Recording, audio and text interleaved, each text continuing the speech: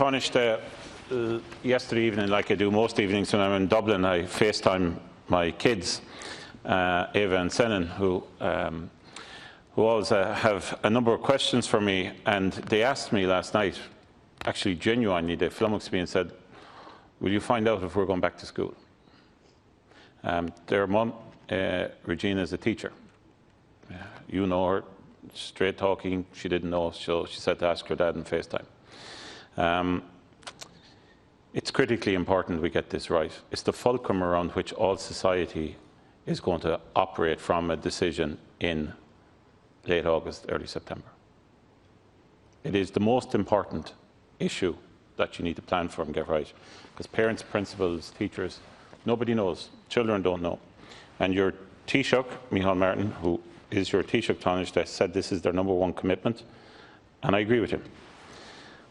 But I'm not confident, and I say this genuinely, I'm not confident, given what I've seen from the Department of Education, from the Minister, that's going to happen. I know what Minister Harris announced recently in relation to guidance as regards third level and the funding, and I welcome it. But I also note his guidance. This is important, Ceann Comhairle, because his guidance speaks of a 2-metre distance requirement and a maximum of 2 hours in a class. Unions, principals, teachers, parents, all have noted this, because it's a precedent. Now, if that is the guidance, and that may be it, full stop, where does this leave the opening of schools? Because there are parameters set, and the Minister has not in any way answered any questions. The way in which Minister dealt with my colleague Éireann Éireann last week inside in this chamber was a disgrace. You have to be accountable as a minister. Hiding away in the department, doing briefings and then issuing press releases about it is not acceptable. So one question to you, Tánaiste, will you please ensure that the Minister comes in here next week and answers questions on education? That's surely not too big an ask. And please do that, because they're genuine questions, and the way in which my colleague who asked the question was treated last week was not acceptable. The questions people have in relation to school openings, in relation to how SNAs are going to operate, we can't treat them the way in which is being proposed. School transport, hygiene protocols, curriculum, books, materials. What about kids and teachers who are high risk, underlying illnesses? What happens if COVID does outbreak in a school? All of these are genuine questions. So, I do want you to guarantee that schools will reopen fully in September. And I'm not talking about blended learning. If blended learning happens in September, it means that you, as a government, did not do your job. We need schools fully reopened. And also, Tánaiste, I want to secondly get a guarantee from you that the Minister will come into this House, which he's never done yet, to answer questions, because the people of Ireland need to know where we're going as regards schools reopening in 4 weeks' time. Thank you. Tánaiste.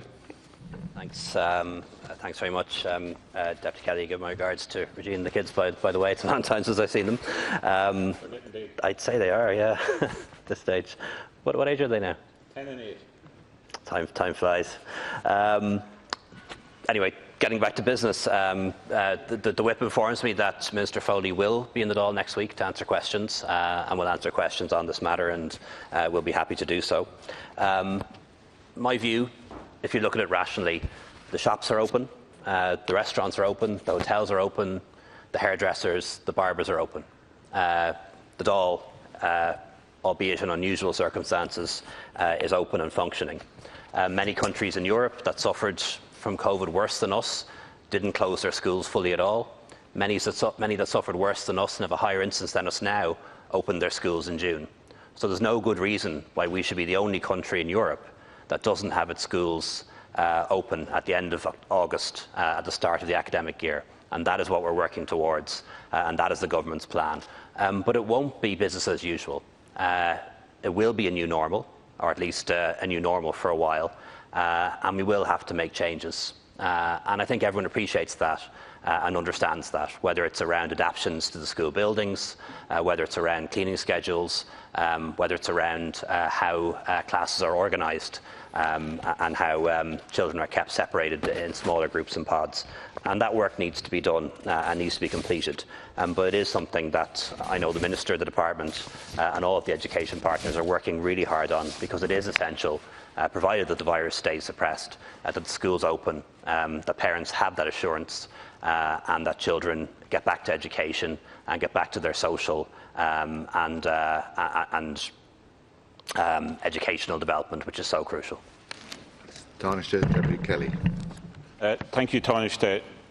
I'm taking what you said to me as regards the Minister coming in to answer questions, not being the oral questions she's due to take on Thursday.